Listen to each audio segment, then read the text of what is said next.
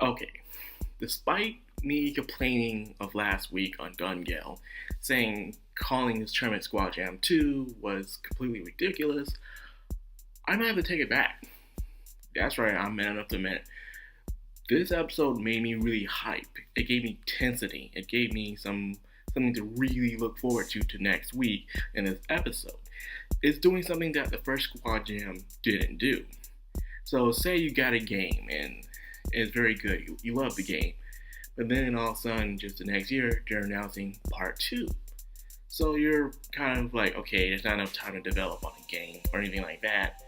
But then when you see what's on the game, like a trailer or anything like that, you're very excited for it.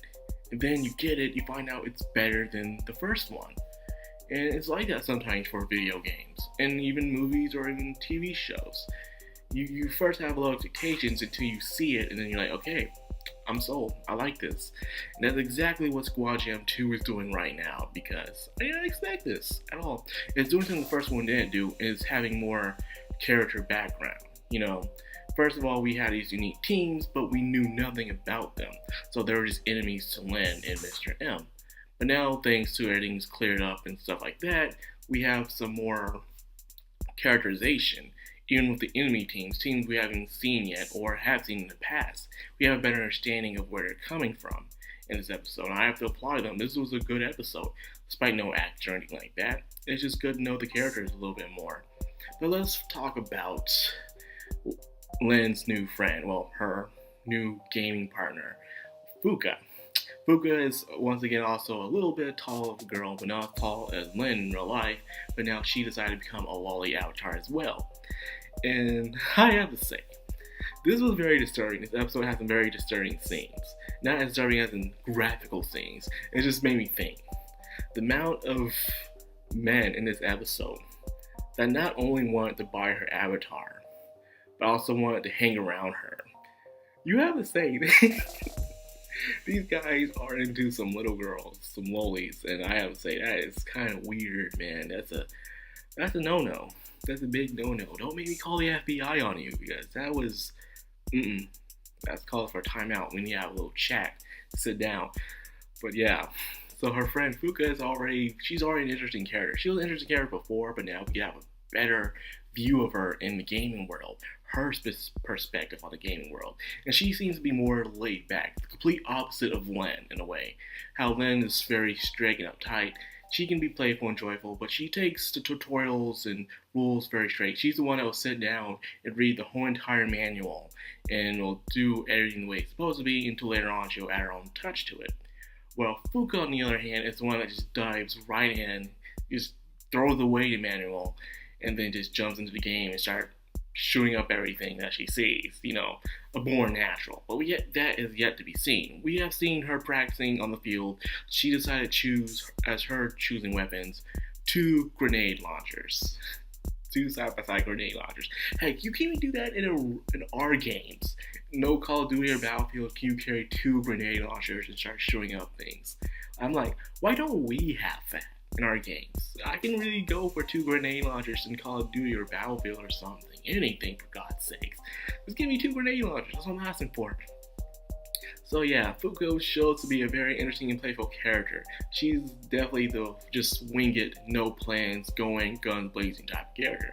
And sometimes you need that because you can always have the stable, responsible one all the time because the show can get pretty stale from time to time. So that's why you always need that, that comedy relief character, and that's why I see Fuka is. But she's gonna have some very real. She's gonna be, helpful. I'm trying to say another word, but I forgot that word. I don't know why. But yeah, she's gonna be very helpful in this tournament. Hopefully she is, because I was a bit worried about this. One of the reasons why Lynn kind of won Squad Jam 1 in the first place is because Mr. M was guiding her. Mr. M was one that was coming up with the plans, giving her the rundown of how things work. And when it came down to the final team, it was Lynn versus them, and Lynn did win. She did pull her own weight at the very end, so I can't take that away from her, because she did prove that she is good at the game. But for the whole entire game, she has new on her side. She hasn't been Gun Gale for very long, and her friends just started to join as well. So the question is, will they really stand a chance? I'm hoping I'm not going to see nothing where she just comes out eliminating everyone. Because so far, I have not been displeased when it came to the action in the show. This is not just going in guns blazing, it's actual careful strategy planning. Because you can't just go in guns blazing in any kind of multiplayer shooter because you're going to get yourself shot up in the first round. So hopefully they'll continue that with Lynn, not making this beast Kirito-like characters comes in shooting everybody.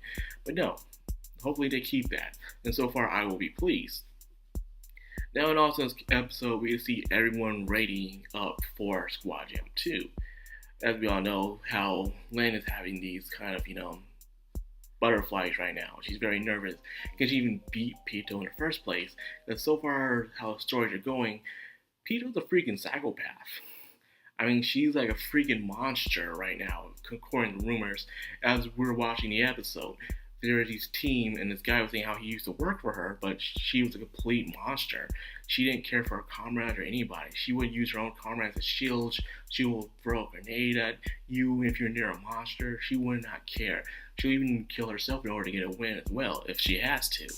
So that just shows what kind of personality she has. It was even shown in this episode when after a long time we have really seen Pito in his anime, even confronting Lynn one last time before the match. She kind of not take Lynn seriously, despite how serious Lynn was being and saying how she's gonna do her best and find a way to kill Pito and to keep her promise. Pito acted like they ain't promised anything, she acting like she was brand new or something. I'm like, wow, it's kind of harsh. That was very harsh. So yeah, Pito is truly showing her true colors to Lynn very much in this.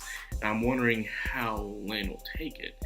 Because we all know right now, if her image of all this rumors and all this hype going around her, she's going to feel like, she's having this humongous wall before her. So it's going to be hard for her to really take down Pito one way or another. Especially having a newbie partner. Okay, we've seen some of Fuka in battle, fighting against the monsters. They are creating strategies, trying to find a way to beat Pito. But in other than that, we gotta see how she is against actual combat, actual characters, So far they've been fighting NPC monsters, They haven't fought anyone with actual brains. So we can see how that is during the tournament. Now finally we can also talk about the other teams. Team Sync, the Amazon women. Shink, I might say actually.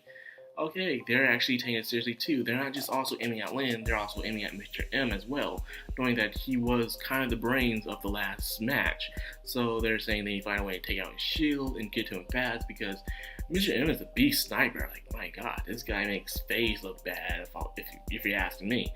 So yeah, Mr. M is definitely a threat, especially he has Pito on his side. My god, they're seen to be unstoppable as it is already. And of course, we get the other teams as well. The team from BOB, stuff like that, all kinds of teams. I'm very excited. I did enjoy that. It's doing something that Last Rising didn't do, and have like character stabilization with other characters. They aren't just characters just to be there so Kirito can beat in Gun Gale. These characters are here and they have their own personality. They have their own reasons of being there.